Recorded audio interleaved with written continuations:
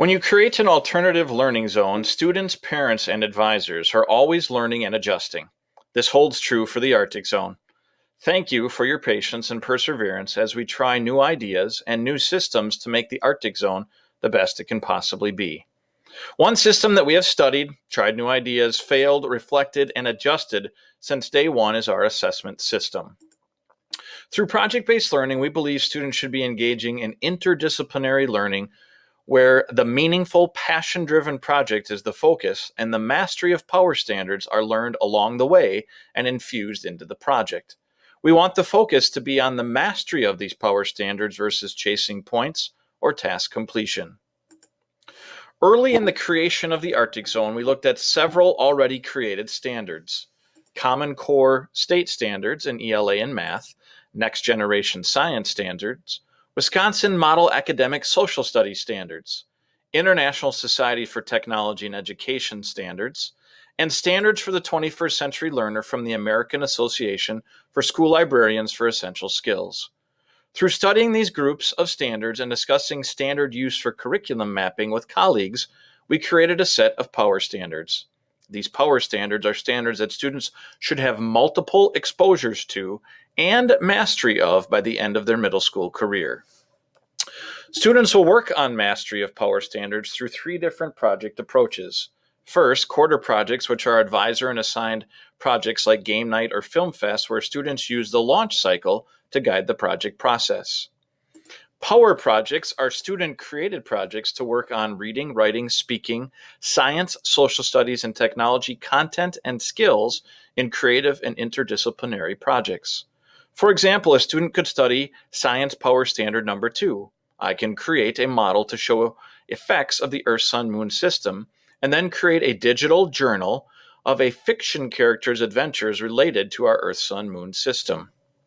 They would also be working on Power Standard Tech 1. I can use technology to demonstrate my learning and communicate my ideas in a variety of ways.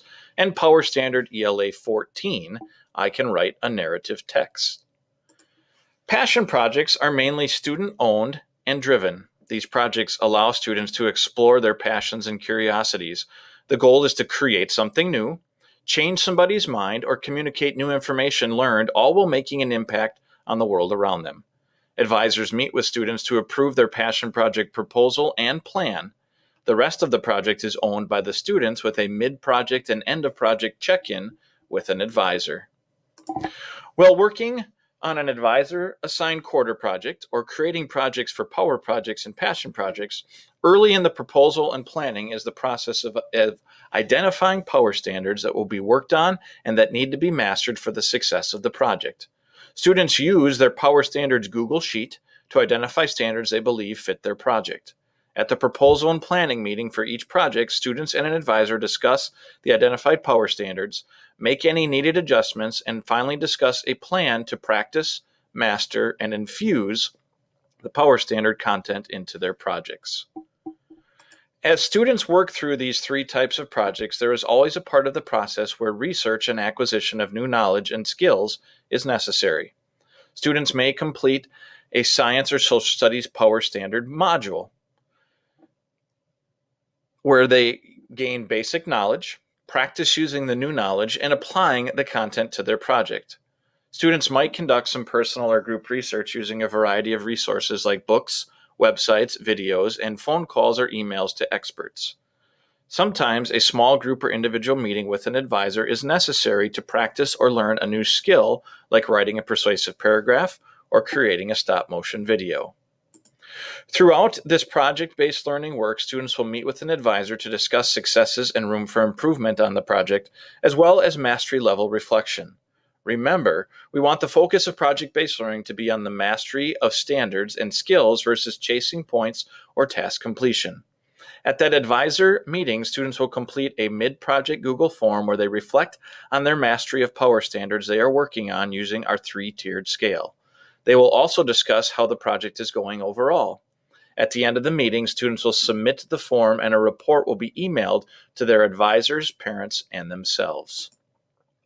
Throughout project work, students turn learning evidence into our online classroom Canvas so that evidence can be assessed for mastery. Students and parents can track their compiled mastery level of power standards through Canvas's Learning Mastery Gradebook. If you have not accessed this yet, it is a great tool to track your students' progress and mastery levels. Each quarter in the Arctic Zone, through project-based learning work, we expect students to demonstrate mastery in 5 ELA, 1 math practice, 2 science, 2 social studies, and 2 technology standards.